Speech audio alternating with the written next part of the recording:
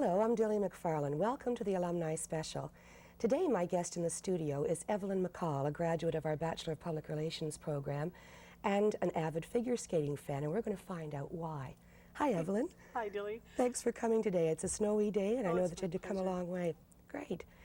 Evelyn, skating is a real part of your life, isn't it? Right, it has been for some time. Yeah. What was the driving force that got you involved in the world of skating?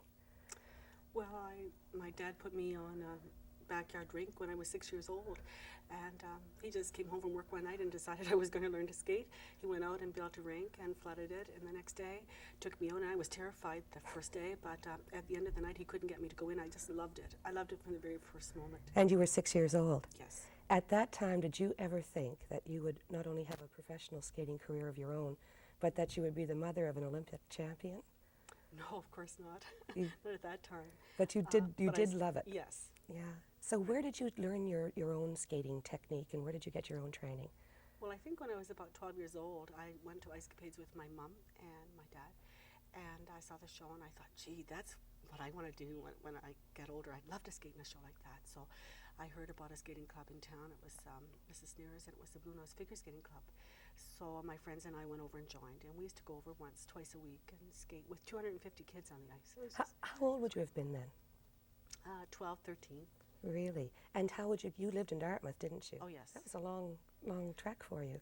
Well, it was sort of, in those days we used to take the bus or the ferry or walk or whatever, and I would walk down to the old ferry, and the old ferry was a small little boat, and it used to go across to the dockyards, and we'd walk up, I think, 25, 30, 40 steps. Not to give anything away, but this is before the bridge, right? Oh, yes, before the bridge, of course.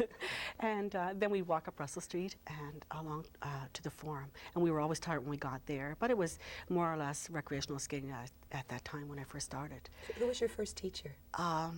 Well, Mrs. Nair was, she wasn't what I would consider a skating professional because she always had her shoes on, but she loved children and she loved skating and she loved putting on shows and things like that. And of course, all the kids like that. It wasn't the same type of skating today where it's just work, work, work, take tests and competition. It was more of a fun, recreational thing in those days for me when I first started.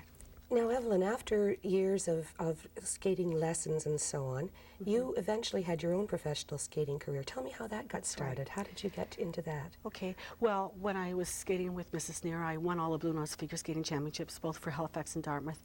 And because it wasn't affiliated with the Canadian Figure Skating Association, the tests that I did have weren't really well, I wasn't qualified to say I had my first, second, or whatever tests. So the only avenue for me at that point when I reached 16, 17, whatever, was to join an ice show. And so I auditioned for Ice Capades, and I was, I think, in grade 10 or 11. And of course, I would have gone right away, but my mother said, hey, wait, whoa, young lady, you've got to finish your schooling. And so I thought, anything, just get out of school. So I took a commercial course. And I worked for a year or two at the Halifax Infirmary. And they wrote to me. And of course, I didn't believe at the time I auditioned that I would ever get a call to go. And when I did, after I got my course, of course, Mom couldn't argue with me then. She had to let me go. Where did you go? Now, you got a call to go to Hollywood. To Hollywood? Right, yes. Oh, that must have That been. was so exciting for me at that time. I mean, well, it's exciting now. My right, goodness, yes. that is. And you were planning to join the show there? Yes, and we did. We were there for about a month and a half, and we put the show together, so to speak. And we would rehearse from 12 midnight until 6 or 7 o'clock in the morning, go home and sleep most of the day, or go out for a swim or whatever. What was going on in Hollywood then? Well, what was happening? What were sort of some of your recollections of that time?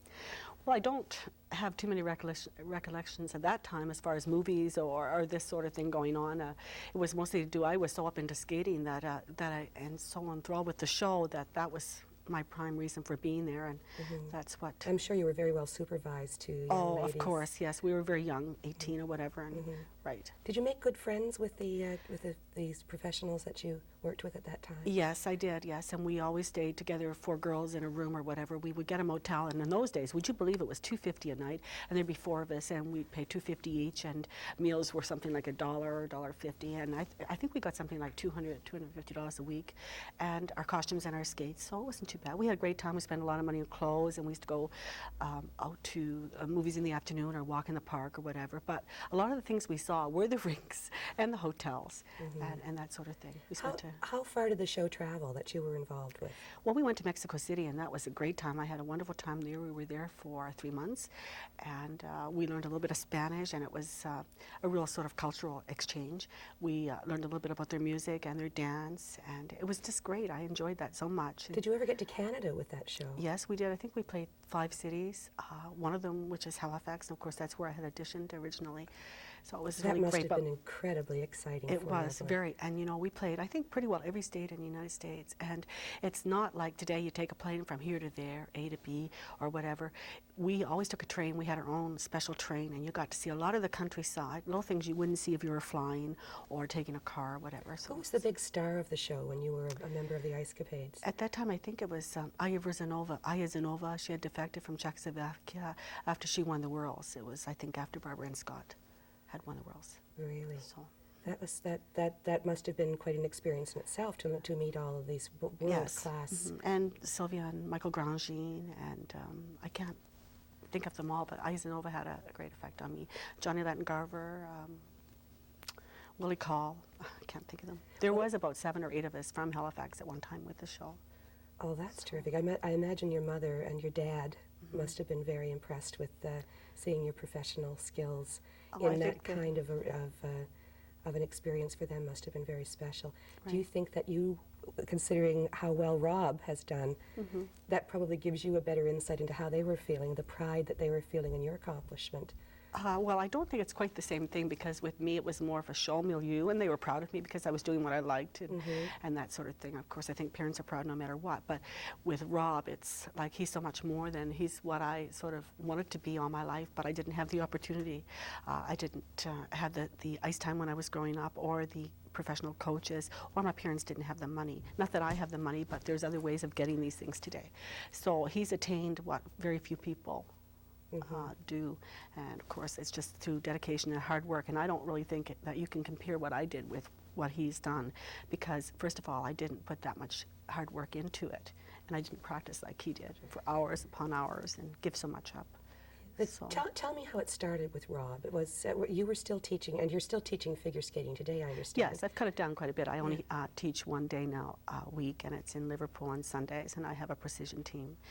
But with Rob, well, did you spot any special gifts in him when he Oh, he must of have been course. very little when he started, was he? Not really. Well, he was very little when he started, because when my children were very young, I was always athletic when I was younger, and I used to take them down. There was an outside rink at Notting Park, and the firemen used to flood it. And of course, instead of taking them out for a walk, I got double runners and put him on when he was 4 years old. Of course, he loved it. You know, the same thing with my other boy. But the way they got interested in figure skating is when I was teaching. I was working at the Halifax Infirmary, and because I was a single parent, I wanted to make extra money, so I used to teach skating after work and on the weekends. And the boys would come down. I'd live with my mom and dad, and we'd have dinner and go down to the rink, and I'd be teaching. And after a while, it was for fun first, and I was teaching hockey skating, so the boys were interested more in that. But then they sort of branched out into the figure skating, and he started taking tests, and it was like an achievement, each type, or each medal he won, or each badge.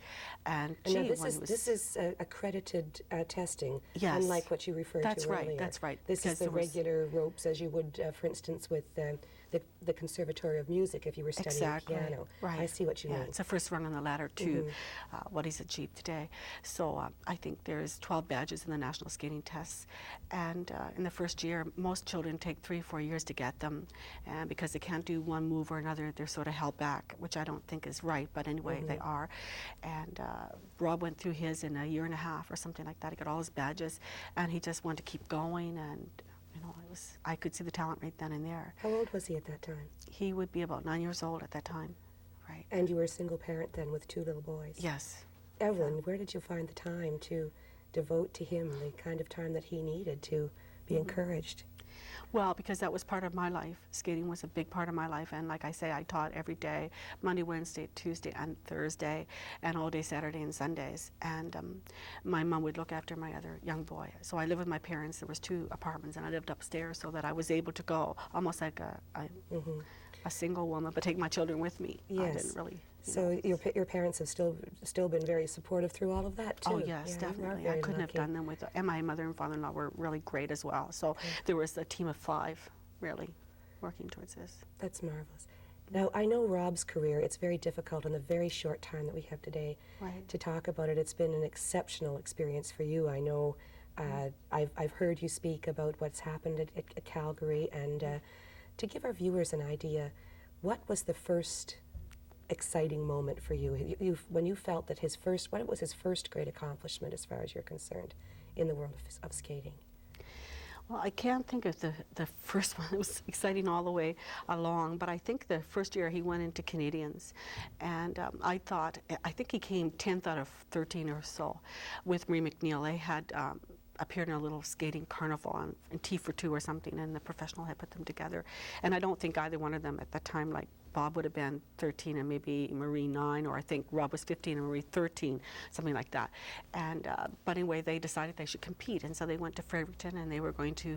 Bob was going to be a big world star then, and the press got it all wrong. They called him McFall. I don't know. I don't think he fell that day, but anyway, that was his name. And I remember the first quote. McFall says, "They're going to win next year." I mean, they were 14th this year or 10th or whatever, but next year, and you know, they came I think 2nd or 3rd the next year. It was just phenomenal in one year what they had done, and then they felt they were stars right away. So they just kept working and working together. He's gone to several world championships. Yes. And 2 with Marie, and then of course in 1981, Marie and Rob, after winning novice and coming 2nd in juniors, you have to move up through the ranks really slowly. So you just don't go and you're a world competitor. What you do is you get all your tests, you get all your, like after your national skating test, you go from 1 to 8th test, or you go from the first dance to the gold dances, and I think there's 15, 16, I'm not quite sure, I can't right now. But anyway, then you start competing, and you compete first on a provincial level, then you do it on a sectional level, which is divisionals, and from divisionals you go on to nationals, and then first year you're in nationals, it's like you compete as a novice 1 or 2 years, then you can graduate to the junior level, and that's 1 or 2 or 3 years, and then you're in seniors. Now, when you're in seniors, you usually start, I think Marie and Rob were 4th, and they were 4th for 2 years, and they'd be 3rd for 2 years, and 2nd for 3 years. Struggle. Finally, it comes Halifax, you know, and I was a PR student here at the Mount, so I got to, that was my practicum, and it was just the greatest practicum because of my love for skating and my love for public relations and whatever, and so I was able to combine the two, and that was the year that Rob and Marie won, and it was just so phenomenal to do that in your own city, and but then Marie decided that she just didn't want to put that much more time. She had other avenues she wanted to explore, so she left, and of course that left a big void in Rob's life because he was a performer and wanted to go on. So I encouraged him, and he had tried all throughout Canada to find a partner, but there was nobody at his level, and he was about ready to give up and go professional with Marie when there was a girl in the States whose parent, well, she had one Canadian parent and one American parent, so we really thought she could come up and skate for Canada, but the trouble was they would have had to wait 3 years before they could have skated. And that's forever in a career like and then they this, said, well, you come down to the States, but Rob couldn't give up Canadian citizenship, so he said, no, there's just no way I want to do that, Mom. So he was really ready to turn pro when we got a call from Tracy. And I think she was really excited when she heard that Rob was looking for a partner. She had been skating with another Nova Scotia boy at the time. It didn't work out. His name was Hans-Peter Ponykow. So she called Rob 3-4 times that night, and he was out, and he was really excited when I told him. And you know, he said, I'm going to give it a try, Mom. I don't know what's going to happen. She's taller than I am. She's not really. She's really 3 inches shorter, but it worked out really great right from the start. So. Tell me something. What did you feel like in the very limited time that we have left, the minute or so that we have left together? Can you tell me one flash of a memory of every mother wants to know what it's like to see their child on the podium? Can you remember a thought that you were having? Well, it depends on, the first time I saw him win a medal was in Geneva, and it was just the most exciting thing. Like, I just couldn't believe it. I was in the press room. I was doing some work for CJCH at the time. Calgary had to be better, Evelyn. Well, Calgary is better, but I mean, the first time is always going to leave an impression. Oh, in yeah. Calgary, of course, it was the most wonderful thing, just to see the flag go up and to see him there, and just the way the audience is relating, hey, you know, we're doing this for Canada. It was a wonderful feeling. It's indescribable. I can't really. Well, everyone, I'm sure, takes a great deal of pride in Rob's accomplishments, and no one more than you. Evelyn, before I say goodbye to our viewers today, I want to thank you again for joining me. And I wish you and Rob all the best of luck. Thank you. We're going to Budapest soon, so. Oh, great, and 2 good 3 luck in weeks. Budapest. Thank you. And to my viewers, thank you for joining me today, and I look forward to seeing you the next time on the Alumni Special.